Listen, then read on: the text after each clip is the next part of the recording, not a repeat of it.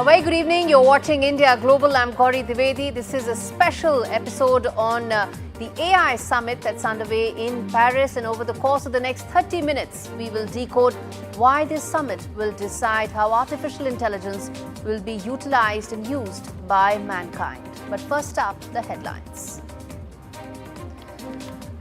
Prime Minister Modi co-chairs the ongoing France AI summit with President Macron. Advocates sharing benefits of artificial intelligence with all, especially the global south. Cautions about biases and outlines how job loss concerns must be tackled. UK targets Indian restaurants in Trump-style immigration crackdown. Indian restaurants, nail bars, convenience stores and car washes which employ migrant workers have been raided. Israel-Hamas ceasefire in Gaza at risk as Donald Trump gives ultimatum, warns that the deal should be cancelled if all Israeli hostages are not released by Hamas by Saturday. Battle of tech giants continues in the US. Elon Musk offers $97 billion to buy OpenAI.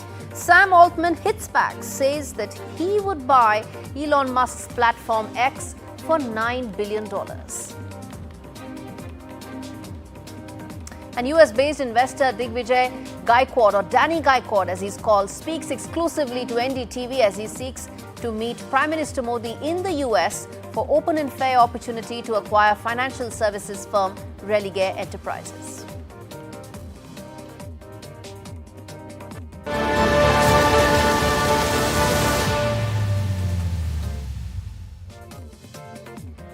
Leaders of the world have gathered at the Paris AI Action Summit, and India is ready to pave the way for global AI policy. And at this summit in Paris, Prime Minister Modi has called for a global effort to harness the power of artificial intelligence, emphasizing the need for governance that upholds shared values while addressing the risks that this technology poses. In fact, he said that AI is writing the code for humanity in the 21st century, underscoring its profound impact on economies, security, as well as society at large.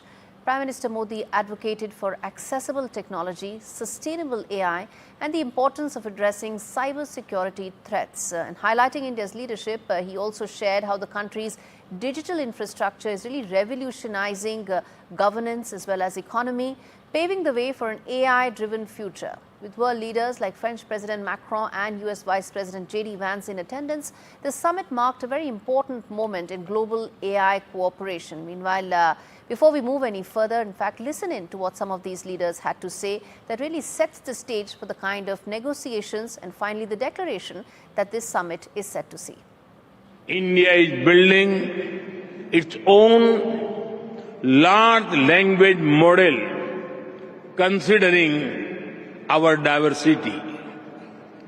We also have a unique public-private partnership model for pooling resources like compute power. It is made available to our startups and researchers at an affordable cost. And India is ready to share its experience and expertise to ensure that AI future is for good and for all. Seen this with Prime Minister Modi. This is the third path. We don't want a system of those who are in power and the rest of vassals. We want to have this serving the entire planet. And I don't believe that the world will be divided between the global north and the global south, just looking at one another, because if we want to have trust in artificial intelligence, we have to make sure there is equitable access to these innovations in all continents. And the example we saw from Prime Minister Modi earlier with the left hand and the right hand, we can see the different models. We want open source models and multiple sorts which reflect our diversity. All right, let's get in Paridhi Bhanot joining us live from Paris to talk to us about the latest that's unfolding. Pardeep, these comments that came in, the opening comments for the discussion, really set the stage for what's likely to happen. Talk to us about what's the latest that's happening. You are on ground covering this summit for us. Absolutely, Gauri. It's been a very interesting 3 hours. There have been lots of, conversations, discussions from global CEOs such as Sundar Pichai to, of course, our Prime Minister, the President of France. You have the Vice President of the US. You have the President of the European Commission. They've all talked. They've all put forward what they believe. And the summit is actually now coming to a wrap. It's ending. Prime Minister Modi has already given out his closing remarks, and he said that he welcomes the decision to set up the AI Foundation and the Council for Sustainable AI. He's also congratulated France and President Macron for the initiatives that have been brought up at the summit, and has assured that France has full support of India. In fact, Prime Minister Modi in his closing remarks has said, and I'm going to quote for you, "We must also make the global partnership for AI truly global in nature. It should be more inclusive of this global south and its priorities, concerns, and needs." So that is the closing remark that Prime Minister Modi has given as far as the AI summit is concerned. Of course, it's still yet to be seen what all countries come out and sign the declaration. But if reports that are coming from international news agencies as well as European media, if those reports are to be believed, then it seems that the US and the UK have not signed on the declaration so far. We believe that as far as the US is concerned, they have concerns about the wording of the declaration itself, and they have an issue with the fact that it's being called inclusive and sustainable. Yeah, absolutely. That's the phrase. And in fact, I'll read that phrase out. It says, making AI sustainable for people and the planet. That is the specific phrase that the US has a problem with, and it seems the UK is, for want of a better phrase, getting cold feet to go and vote in favor against the US when it comes to this declaration. Pardeep Bhanot, really appreciate you joining us to give us the very latest there. And before I open this up to my guests joining me this evening, let me quickly tell our viewers the big questions that we are really trying to decode and find solutions to and answers to. First is that what's really at stake for India at the Paris AI Summit? What is it really that AI can do when we talk about this summit for the economy at large? Second key question that I'll pose to the panelists in this conversation is, how will India really lead the global AI policy? What is it that India's key contribution can be? The next question that we will be putting out to our panelists is, will India really pave the way for the AI wave and the revolution to take place in the global south? Because there are cost efficiencies that India brings in. There are opportunities in terms of localization of content, indigenization of the AI model that India presents actually can be replicated. We put that out to the panelists in this conversation. And lastly, what's next for the AI mission, the India AI mission? 10,000 crores has been put in.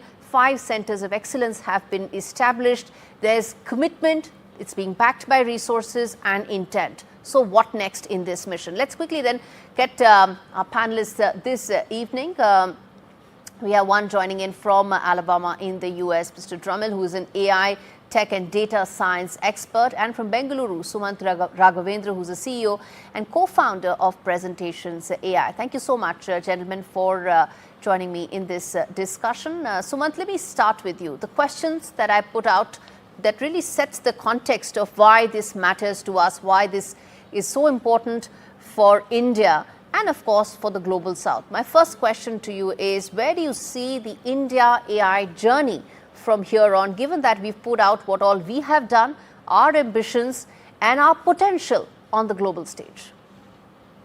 Absolutely. Thank you for having me here. I think the first thing that we need to recognize is that there is this temptation or seduction to look at AI as being this, big boys club where just the large powers like the US and China play and all of us are laggards. But I think India has a unique opportunity to lead in this.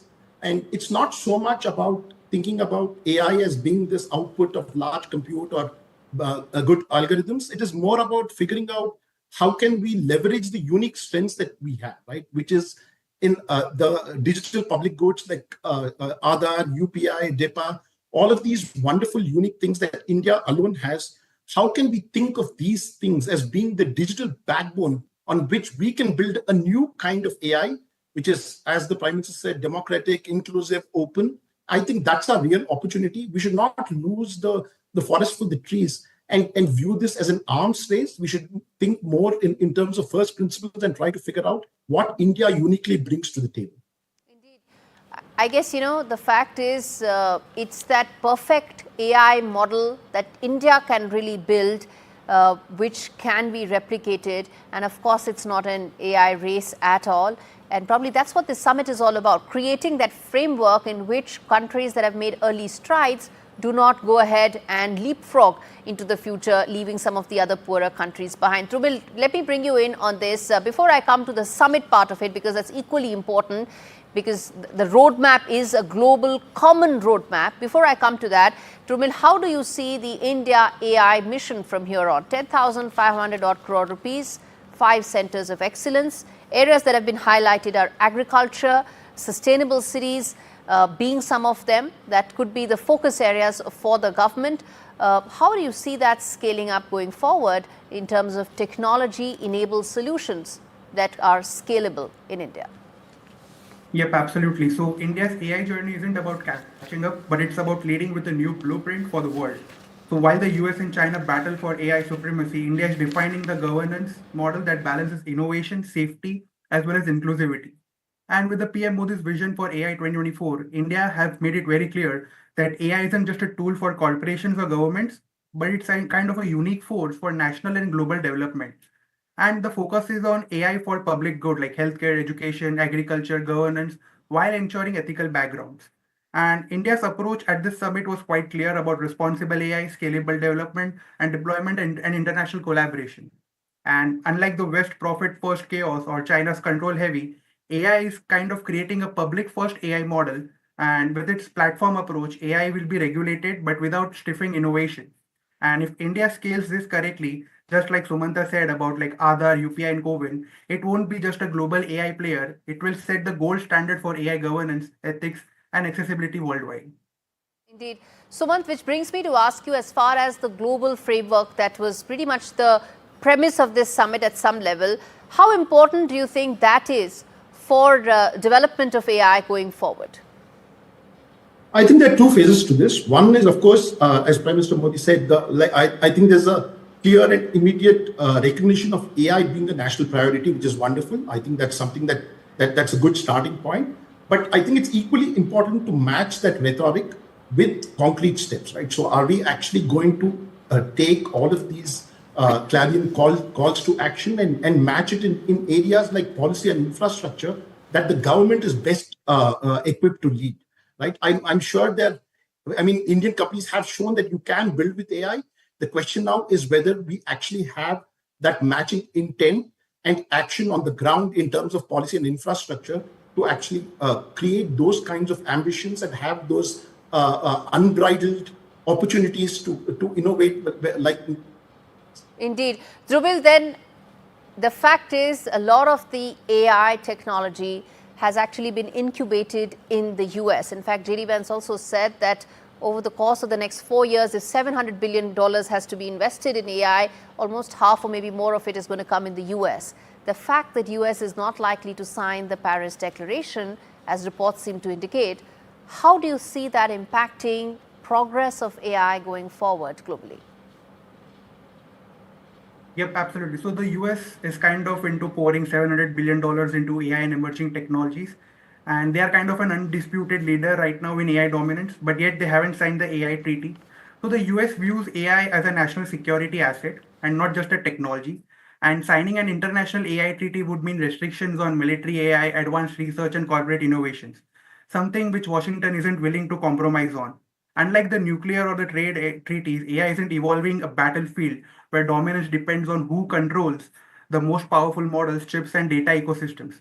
The US doesn't want global oversight limiting its AI edge, especially when China is aggressively developing its own state-backed AI with military applications. And I personally believe that another reason is economic leverage. US AI firms like OpenAI, Google, Microsoft own the most powerful AI models and datasets. And any global AI regulations could force them to share advancements, limit exports, or comply with ethical standards that hurt profitability. And the US prefers self-regulation and alliances with select nations over binding treaties that could slow down its own AI arms race. In short, AI is the new oil, and the US isn't ready to give up its control. Yeah, AI is the new oil. Sumant, very quickly, I'm running out of time. The fact that US is not likely to sign this, UK may also follow suit. How important will be India's role in a situation like that, who's willing to partner with other countries to ensure that there's a global AI that is not available only to some? Absolutely. I think there are two ways to look at this, right? One is to see this as an arms race, as a zero-sum game where there are winners and there are losers. And tragically, some countries seem to be seeing AI like that. And that's not a trap that I believe that India should fall into. Instead, we should see this as a positive sum game, right? There's an opportunity for us to have this democratic model that's inclusive, that's accessible to everybody in the world, and that benefits and impacts lives everywhere, right? And I think India, therefore, has this unique opportunity to be the leader in that path, right? Rather than fall into the trap of trying to match arms with other countries, I think we should come up with our own agenda. We should come up with our own charter on how we can best leverage AI for impact. And I think Yes. we have already made a good start. All right, gentlemen, stay with me before we address some of the other stories. Let me also quickly tell our viewers the bottom line as far as this issue is concerned. Well, there are two distinct models. There is the US model, which is private sector, big tech enabled model, where profit is the primary goal. Then there's the Chinese model, which is the state control model. But in between these two extremes lies what 99% of the world wants, or at least the poorer countries want, which is an AI model that is accessible to all, that's cost effective and scalable, which is where India's role becomes so important. Its computation costs are a third of what they are in developed countries. India is already the third largest country in terms of startups and incubation and startup programs. Add to it the fact that we are the highest in terms of skilling programs and ensuring that we have skilled manpower more than by some indexes as compared to the US and Germany. All these means we tick the right boxes. We are in a position to create that AI model that the world can replicate, the global south can look at. All right, on that note, we slip into a very short break. We come back with more news and more focus on the big story that's AI. Stay with us.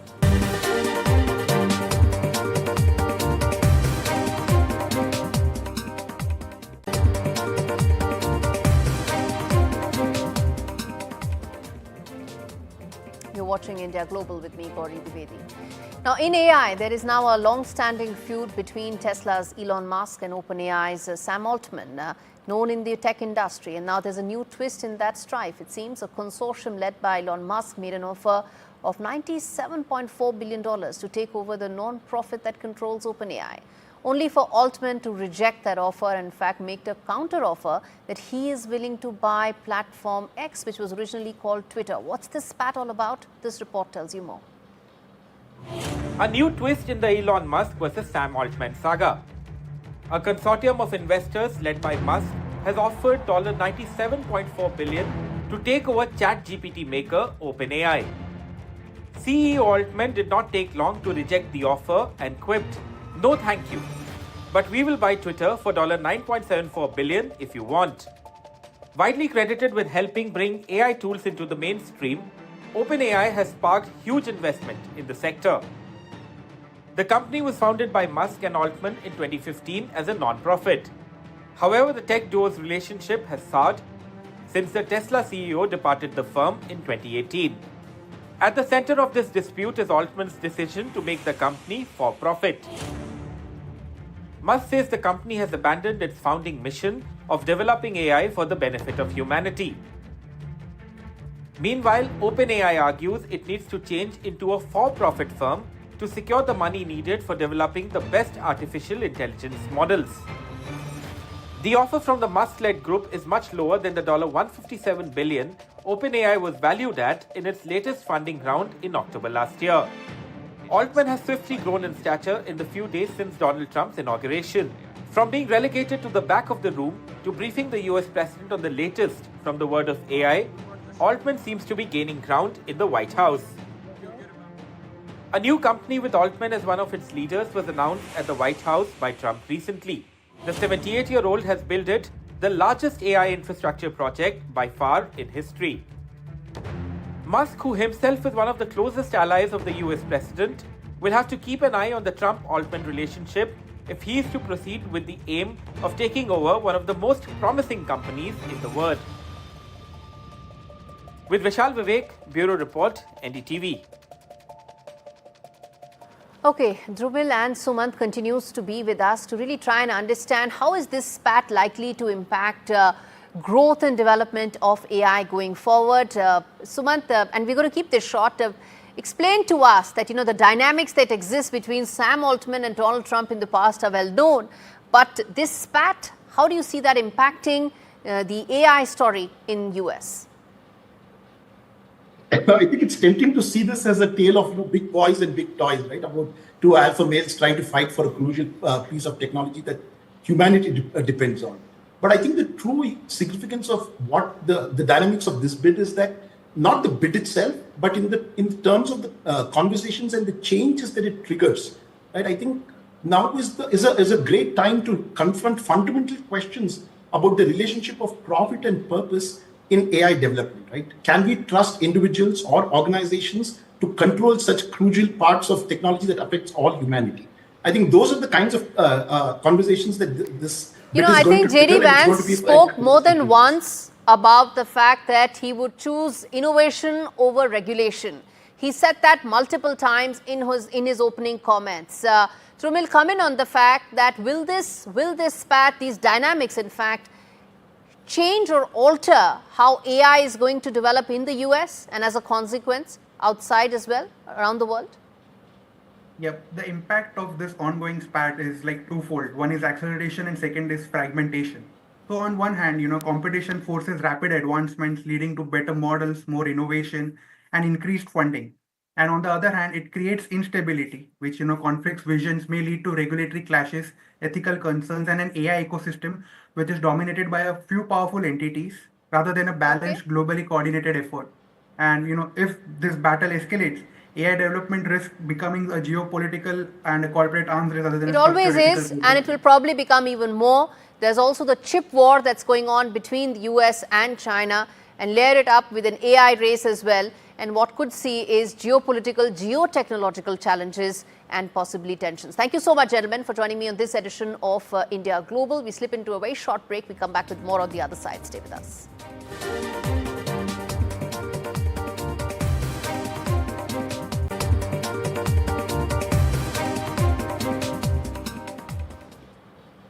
You're watching India Global, and we now focus on the UK, where there's an important story coming in. Reminiscent of the US President Donald Trump's tough immigration crackdown, the UK's Labour government has now launched massive raids on illegal people working in the country, describing it as a UK-wide blitz. The crackdown has extended to Indian restaurants, nail bars, convenience stores, and even car washes that employ migrant workers. How big the scale is, why it's happening, and just what the thought is, this report tells you in greater detail. While the US reels from President Donald Trump's massive crackdown on illegal immigrants in the country, it seems the UK is not far behind. Inspired by the US President, UK PM Keir Starmer's government launched a UK-wide blitz of mass raids on illegal migrants working in the country, targeting Indian restaurants, nail bars, convenience stores, and car washes.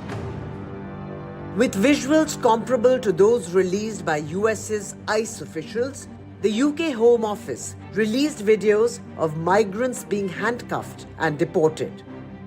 So far, nearly 19,000 foreign criminals and illegal migrants have been deported since Labour took office last year. The rules really need to be respected and enforced for the asylum and immigration system to work. That's why since the election, we have been increasing returns, so 19,000 people who have no right to be in the UK have now been returned, and also increasing the illegal working raids and going after the employers who are exploiting migrant workers. This is about making sure that there's proper fairness, proper enforcement in the system, and proper respect for the rules as well. The UK Home Office reported a record-breaking January as they descended on 828 premises, including nail bars, Indian restaurants, car washes, amongst others, with arrests surging to 609, marking a 73% increase over the previous year. Meanwhile, the Home Office also issued 1,090 civil penalty notices to employers hiring illegal immigrants. Employers could face a fine of up to £60,000 per worker if found liable. With Nigel Farage's increasingly popular Reform UK, a party vehemently against illegal immigrants, surging in the polls, PM Keir Starmer is facing mounting pressure to prove his government's tough stance on illegal immigration. However, experts believe this crackdown on illegal migrants is unlikely to have a big impact on the number of people reaching the UK through small boats. Around 38,000 people reached the UK in small boats last year, while more than 70 people died while attempting the crossing. Only time will tell whether this crackdown will help the Starmer government stay in power. With Disha Bagchi, Bureau Report, NDTV. Okay, so illegal immigrant crackdown is now something that it's not just in the US, but the UK is also following it. And as this report highlighted the scale at which it's happening. So the big questions that we are asking, that I'm going to put forth to our panelists as well, is that as the UK steps up immigration crackdown, what is it that's going to happen? Is it stepping up the immigration crackdown? The second question, is it being done under political pressure? Is Starmer under immense pressure from Nigel Farage, who's actually beating Conservatives in all polls? Is it Indian restaurants that's really facing the brunt? That's the other key question that we are asking. And lastly, what will be the response of countries like India? Some or a large chunk of these illegal immigrants also come from India. What's going to be our response? How are we going to handle an issue that's not just basic economic issue, it's a political issue as well, and of course a human rights issue as well. Naresh Kaushik, who's a senior journalist, joins me live from the UK. He's the former text editor at AP and a former BBC ex-president as well. Okay, let's also get in Varun Singh, who's someone who understands immigration well. He's an immigration expert. And in fact, let me start with you, Mr. Kaushik. As things stand right now, it's a massive crackdown that the Starmer government is undertaking. In your assessment, how do you read this going forward? Do you think that the intensity and the scale of this is likely to continue going forward as well? First of all, let me just clarify. I live in the UK, but currently I'm visiting India. Okay. But I've been following the developments very closely. Okay. So this has been an ongoing process. What has happened is they have given these pictures. They have given this press notes yesterday. This is Home Office itself, which in a quite unprecedented manner. They have released pictures. They have given a big note full of facts and figures that they have reported 19,000 illegal immigrants and criminals who had no reason to be in the UK. They have been deported since the Labour government came to power after the last July's election. But what is need to understand is small boats, immigrants are still coming. They say they have deported 19,000, but during this period, 25,000 people have come in small boats during this time. So Stop the Boats was a major campaign Stop the Boats has been a major campaign, and it seems government after government struggle to really stop the boats from coming in. Rishi Sunak failed, and Starmer isn't making much progress there. Hold your thought there, sir. I want to quickly get in Varun as well to talk to us about the impact this could have from an India point of view. Mr. Singh, there's a large number of people who also go to the UK from India. A large chunk of them are legally. They go there. There are, of course, some who go through the other route as well. How do you see that likely to be impacted after this crackdown? Yeah, so this is not a new story. This has been running from ages. And no, nothing is a new story, but we are talking about the data that happened in January. That isn't new, right? Yeah. Actually, so this data was escalated and was figured out in the last government as well. And as Mr. Kaushik told that, yes, the border security is a major concern. But if you see from the India point of view, there are a lot of ghost consultants in India too that are not regulated by the government or by the industry. And there are a lot of potential prospects who look for migration without having their credentials as per the requirement. Then the motivation towards going towards this route is basically flagged through the ghost consultants. The consultant should take care of this part at initial to stop this illegal migration. No, there's a gravy chain here. There's a gravy chain here, which is why the route happens and the ghost consultants continue unabated. My question to you, sir, is do you think this is going to act as a huge deterrent for people to evaluate the illegal route because of the crackdown that's happened? Yeah, absolutely. This is very important. The illegal route is something which has been already identified, and from the home offices, the regulations are very strict and stringent. So you don't have any options where you can do any illegal migration from the home office. This is all the crackdowns which is happening is because of the leakages, and the options are there in terms of the border security. So in my 15 years, I have not seen any home offices have given any wrong visas or fake visas and to the person who is not eligible for it. So Mr. Kaushik, then the fact is the Starmer government is also under immense pressure because there's also a global movement against illegal immigration led by the US and also within Europe as well. In your assessment, this sets the stage for things to intensify further? So what has happened is since Trump came to power, this noise about anti-immigration has been happening entire Western world. So UK is no exception. In UK, immigration has been the major problem for any government because they haven't been able to control. Rishi Sunak's government tried its best, but they couldn't stop these small boats. Even in the last few days, last 7 days actually, more than 200 people have arrived in these small boats. And what is happening is now, on one hand, you have Trump. On the other hand, you have Reform Party gaining momentum each day. In the last election in July last year, Reform Party got 14.5% vote. But now, the latest opinion poll says they have got 25% vote, which is more than the Labour Party, which is the governing party, which is 24%. Tory Party, Conservative Party, which was defeated in the last election, has only got 21%. So Reform Party is now, Nigel Farage's party is reflecting the sentiment of the people on ground. Mr. Farage is reflecting what most people feel when it comes to illegal immigration. Do you see the rules getting tighter going forward? One is, of course, the crackdown. Second is the rules itself. Mr. Kaushik, do you see those being revisited as well by the government? Well, you see, there is a bill going to come in Parliament. The first reading has already taken place. Second reading of that immigration bill is coming soon. So obviously, this is an issue of immense importance to any political party in governance in Britain.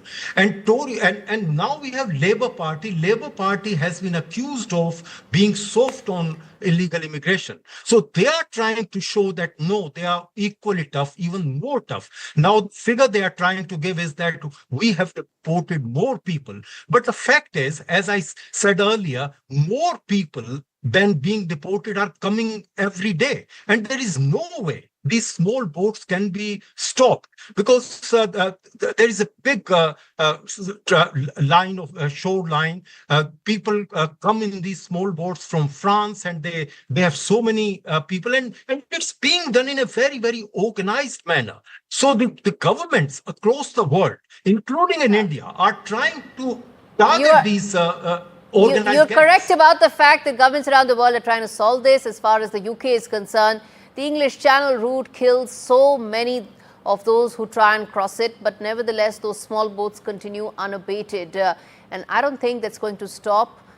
Maybe this is going to increase further, because the UK is also trying to grapple with a situation that is not just about refugees, not just about illegal immigrants, it's about the political mood in the country. Thank you so much, gentlemen, for decoding this important story. And we now turn our attention to the other big story that we are tracking. Shifting focus, President Donald Trump reiterated his threat against Hamas, said all hell will break loose if the terrorist organization doesn't return hostages that are still being held in Gaza by noon on Saturday, urging Israel to cancel its ceasefire deal with Hamas. This comes after the terrorist organization threatened to postpone the next hostage release that is scheduled to take place on Saturday until further notice, because it has accused Israel of breaking the ceasefire deal. What's the latest in this? There are lives at stake. 200 people were taken hostage. 100 of them were still believed to be alive. Only a very small number of them have been released so far. Ghazali, talk to us about what's really at stake, when is this next phase of hostage release that has to take place, and why this ceasefire deal is in real danger right now? See, as far as the numbers are concerned, what we can tell that around 21 hostages were released by Hamas in the last, since January 19. It's been almost, we're going to touch a month of the ceasefire implementation. And Israel has also released around 730 Palestinian prisoners. Now, yesterday Hamas announced that it is going to postpone the release of hostages, citing that how Israel has been violating the rules of ceasefire. It says that Israel is not allowing essential items to get into the Gaza Strip through the Rafah border crossing. The Rafah border, which shares, Gaza shares its border with Egypt, and that border is called the Rafah border crossing. So it accuses Israel that being the occupying force, it is not allowing essential items like tents and other shelter items to get into the Gaza Strip. Also, it accuses Israel of using force against the Palestinians who are trying to move towards the North Gaza. And that is why what Hamas says, that we have raised these objections right away, 5 days before the scheduled release of the hostages, because the release of the hostages is scheduled on Saturday. So they said we are just letting you know, or we are just letting it known to our mediators so that they can put pressure on Israel, and then the issue can be resolved. All right, Mohammad Ghazali, we leave it there. Thanks much for giving us that update. Shifting focus now to the latest in Bangladesh, where the interim government headed by Mohammad Yunus is facing fresh trouble because the BNP Secretary General Mirza Farooq Islam Alamgir has slammed the leader, saying that the law and order situation in the country has deteriorated. The government cannot avoid responsibility for any of the incidents. This comes amidst the ongoing crackdown by Bangladesh's Yunus-led interim government. The operation is called Operation Devil Hunt. What they're trying to do is that now they're trying to catch hold of people whom they think aggravated the situation, when for months on end Bangladesh has been pretty much on the very brink because of collapse of law and order. Student leaders have been orchestrating violent, undemocratic witch hunt for months on end. Meanwhile, Russia's advanced Sukhoi 57 Felon fighter jet is making waves at the ongoing Aero India 2025 Bengaluru. My colleague Arjun gets you this very special report. Russia's Sukhoi 57 Felon has made a striking debut at the ongoing Aero India 2025 underway in Bengaluru's Yelahanka. Showcasing its advanced capabilities to the world, it makes thrilling aerobatic maneuvers demonstrating the aircraft's agility, leaving spectators biting their nails. Now, here's all you need to know about Moscow's most advanced frontline aircraft. New Delhi is also in fact eyeing. Now, the Felon jet has been developed by United Aircrafts. It's a part of Russia's state-owned defense company, Rostec. The jet is capable of achieving maximum speeds exceeding 2,450 kilometers an hour. It can fly at speeds of up to Mach 2 without afterburners. Now, for your perspective, that's twice the speed of sound, resulting in a range of up to 3,500 kilometers at subsonic speeds. The Su-57 is designed to destroy air, ground, and naval targets alike. It is armed with beyond visual range missiles and 2 short-range missiles for air-to-air combat missions. For ground strike capabilities, it's fitted with tactical air-to-ground missiles and a range of precision-guided bombs. Now, here's the kicker. The Felon is set to be equipped with the most advanced, in fact, onboard radio electronic equipment, including the so-called electronic second pilot. The jet's AI system assumes some of the pilot's functions, including piloting and preparing for weapons use.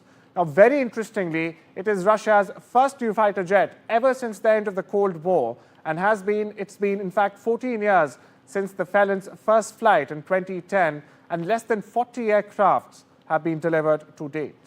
The Su-57's appearance at Aero India 2025 underlines Moscow's ambition not only to project cutting-edge military technology on the global stage, but to also co-develop it with players including India.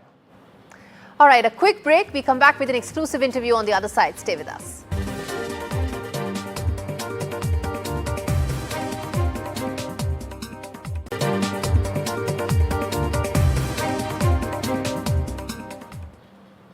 Viewers, Delhi-based company Religare Enterprises is in the news. US-based investor and entrepreneur Danny Gaikwad has put in a bid to buy this company, but it's run into some regulatory hurdles. So let's get in Danny Gaikwad to really understand what's at stake and how he feels that diplomatic intervention is the way. Mr. Gaikwad, thank you so much for speaking to NDTV. Talk to us about the fact that you've sought a diplomatic intervention in your bid for Religare.